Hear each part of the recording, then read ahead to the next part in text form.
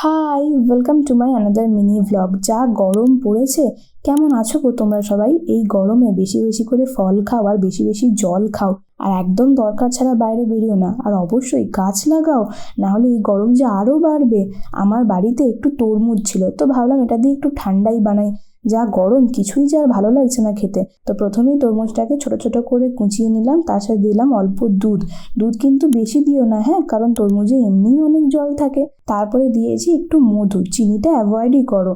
তারপরে দিয়েছি একটু বরফ, একটু ঠান্ডা ভাবের জন্য। তারপরে ভালো করে মিক্সার গ্রাইন্ডারে ব্লেন্ড করে নাও, একদম সুন্দর জুস তৈরি হবে। ভিডিওটা আমার মা করেছে জানো তো, তাই হয়তো একটু প্রবলেম হয়েছে, তোমরা একটু মানিয়ে নিও প্লিজ। এই গরমে এভাবে কিন্তু কোনো রিলেটিভস এলে তাকেও সার্ভ করতে পারো। গ্লাসে অল্প বরফ দিয়ে তারপরে জুসটা দিয়ে ভালো করে ডেকোরেশন করেছি। আজকের মতো এটুকুই, বাই। দেখা হচ্ছে নেক্সট ভিডিওতে। তোমরা সাবস্ক্রাইব করতে ভুলো না কিন্তু।